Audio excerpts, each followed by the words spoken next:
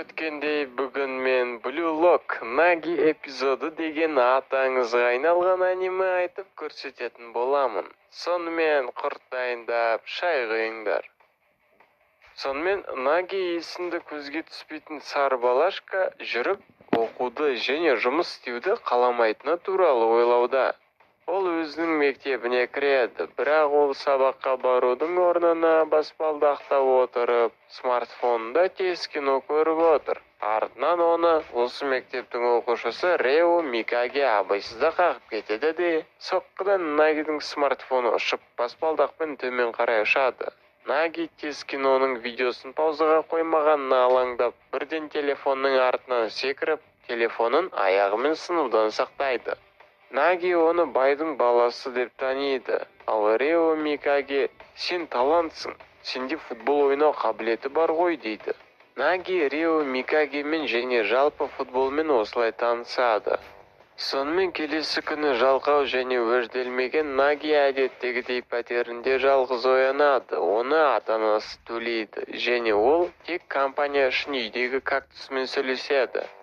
Ол жиналып Хакухо деген орта мектебіне барады. Креберестің жанында Рео Микаге оны әжесімен кездестіріп, онымен футбол ойнауды сұрайды.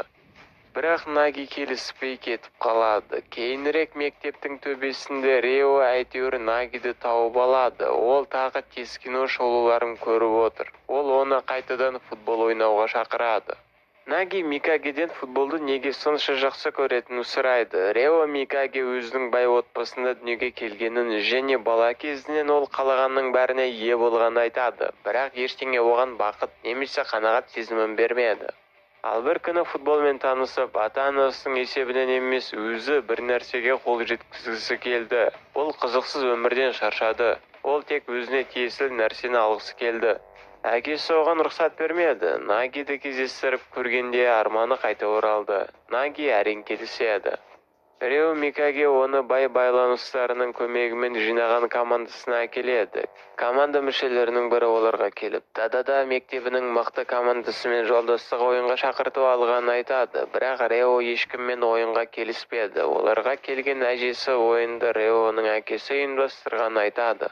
Микагенің әкесі олар әдейі жеңілу үшін бұл ойынды крутой командамен арнайы ұйымдастырды. Олының арман қууға желаниясы қашып кетті.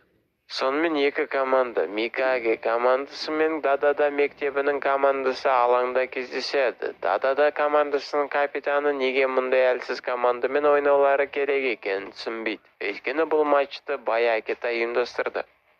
Сонымен ойын басталды. Микаге екеуін айналып өтіп, қақпаға қарай жүгіреді. Жүгіріп келе жатып, ол Нагидің матч алдында ойын ережелерін білмейтінін айтқанын есіне алады.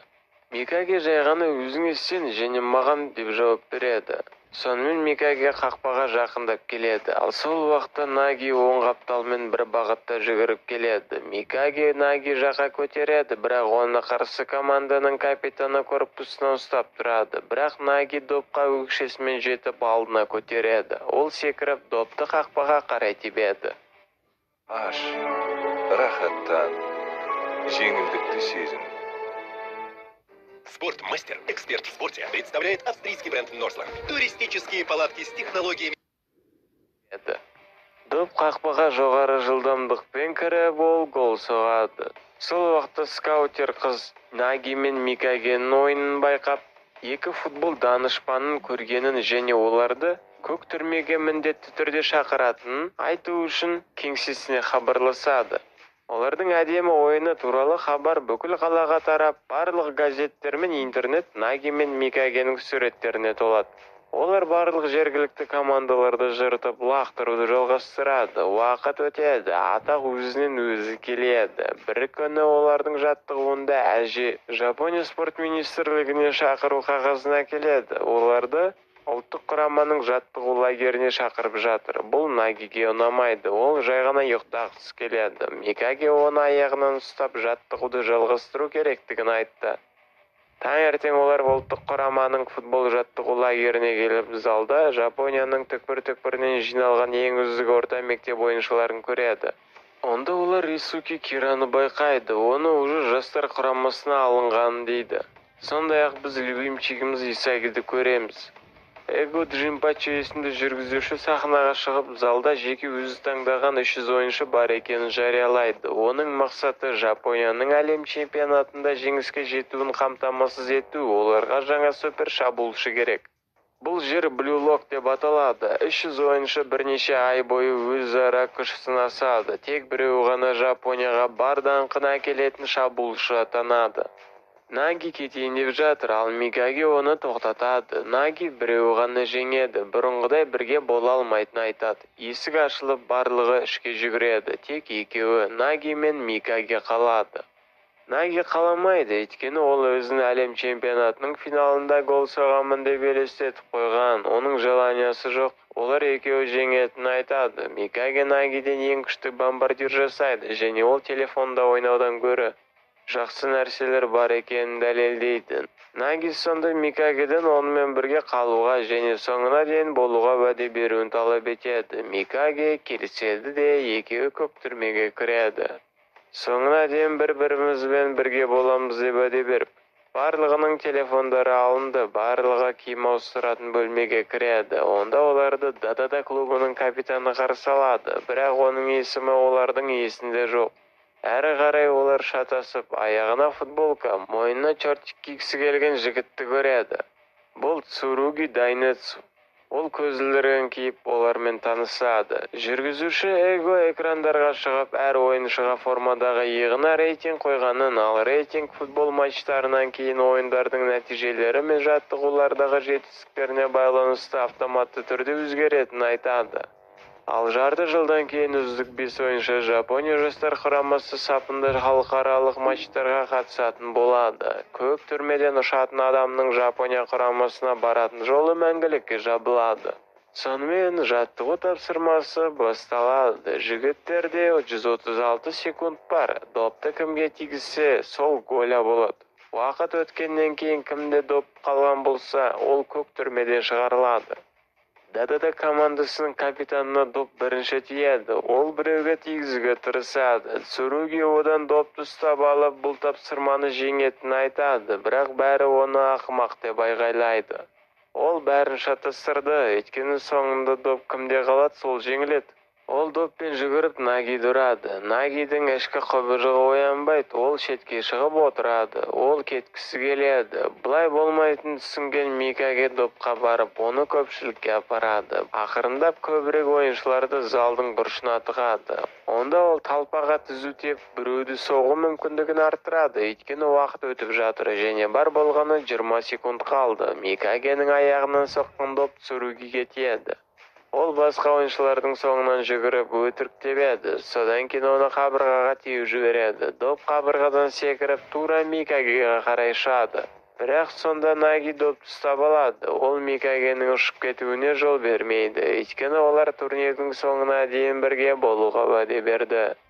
5 секунд қалды және Наги жоғары жылдамдықпен теуіп басқа ойыншыға тигізді. Уақыт тоқтап, Наги соққан ойыншы көк түрмеден қуылады. Эго көмекшісі мен ойыншыларды бақылап, бірінші іріктеу тапсырмасын жариялайды. Барлық ойыншылар командалар құрады және оларға V-дан Z-қа дейінгі әріптер тағайындалады. Айналмалы ойын жүйесі. Өз топтарындағы алғашқы 2 орын алған командалар екінші іріктеу тапсырмасына өтеді, ал нашар 3 команда көк түрмеден кететін болады. Бірақ әр команданың үздік бомбардирлері келесі кезеңге өтіп бонустар алады. Микаги командасына V әріпі беріледі. Олар ақ көрпеде отырып, қалай әрекет ету керектігін ойлайды. Экранда Эго пайда болып, бұл екінші тапсырманың мәні мүмкіндігінше көп гол соғып, өзіңнің командаңды шабыттандыру екенін айтады. Сонымен V командасы 254 рейтингі бар ұзын шашты Ики Нико бастаған Y командасымен кездеседі. Микаги бастайды, бірақ өз командасының ойыншысы одан допты алып алады. Барлық шабуылдаушылар допты бір-бірінен алады, өз бетінше гол соғу үшін. Өйткені күшті бомбардирде алға жылжиды. Хаоста доп рикошетпен Ики Никоға секіреді. Мұны Микаги көріп допты алады. Ал Микагеден Цуруми алып алға жүгіріп V командасы үшін бір гол соғады. Осы кезде Наги өз қақпашысына жақындап, оның қақпада тұруын сұрайды. Ол жүгіруге тым жалқау. Микаге мен жылдам Цуруми Y командасына 5 гол соқты. Оның үстіне Микаге хет-трик жасады. Осы кезде Наги қақпаның торында жатып қазы жеуді армандайды. Микаге оған телефон қайтарып алғым келсе, шыпай жинау керек, яғни 3 гол соғу керек деп айғайлайды. Бұл Нагиді ынталандырады және ол допқа жүгіреді. Оның ішкі қобыжығы оянады, оның көздері көк қуатқа толады және ол через себе соққы жасап гол соғып есе өлетеді. Ким оның бәрін көріп өз көзіне сенбей, Наги шынымен имба дейді. Наги телефонын бомбардир бонусы ретінде алу үшін тағы 2 гол соққысы келеді және ол сәтті болады. Кешке Наги жуынуға барады, сонда ол бассейнде жатыр және ойыншылардың бірі тісін тазалап жатқанын байқайды. Наги оған бассейннің жанында тісіңді шайып тазалау жақсы емес деп ескерту айтады. Цуруми кешірім сұрайды және оның ата-анасы жай ғана тіс дәрігері екенін айтады және оның ең жылдам футболшы болу арманы бар, өйткені оны бала кезінен ақымақ деп атады. Олар оны үнемі мазақ етеді. Енді ол мұны дәлелдеуге дайын, ол ең лайықты. Наги оған Микагені тыңдауға кеңес береді, өйткені ол ақылды және жақсы кеңес береді. Цуруми келіседі. Келесі күні Микаге командасы ағайынды ванималардың W командасымен кездеседі. Цуруми Микагеден пас алып алға қарай жүгіреді. Ол девятка тебеді, бірақ оның соққысы қарсылас команда ойыншысының басымен бұрылды. Доп Нагиге ұшады. Ол допты қылықсыз өкшесімен ұрып, қорғаушылардан асып түсіп гол соғады. Осылайша есеп 5-1 Микаге командасының пайдасына шешілді. Және олар 2 ойын қатарынан жеңіске жетті. Келесі ойын X командасымен есеп 3-0 B командасының пайдасына. Микаге Нагиге пас береді, бірақ допты ойыншы король Бару 10-ші нөмірде алып кетеді. Микаге іріктеуге жүгіріп барып, Цурумиге Баруды қысуды ұсынады, бірақ Бару тіпті оларды сезбейді және олар арқылы қақпаға өте жылдам өтеді. Бару девятка гол соғады, бірақ содан кейін Наги жауап голын соғады. Есеп 4-1. Қасынан өтіп бара жатқан Бару Нагиге Микагенің кеңестерінсіз оның жай ғана таяқсыз 0 және құл екенін және көк түрмеде жалғыз өзі өмір сүре алмайтынын айтады. Барудың өзінің ішкі құбыжығы арыстан кейпінде оянып, тез арада Микаге командасына гол соғып есепті 4-2 етті. Микаге командасы допты орталықтан ойнайды. Ашулы Наги қақпаға қарай жүгірді. Микаге мұны көріп ойыннан кейін допты оған берді. Наги өз кезегінде оны тоқтатуға тырысып, Нагидің ішкі құбыжығы тұтанады. Бірақ Бару оны itер жібереді. Алайда жауап ретінде Наги де оны itер жібереді. Сондықтан Наги жеңіс голын соғып, есеп 5-2 болады. Бару кек алуға уәде беріп, алаңды тастап кетеді. Осымен Blue Lock Наги эпизоды анимасының бірінші бөлімі аяқталады.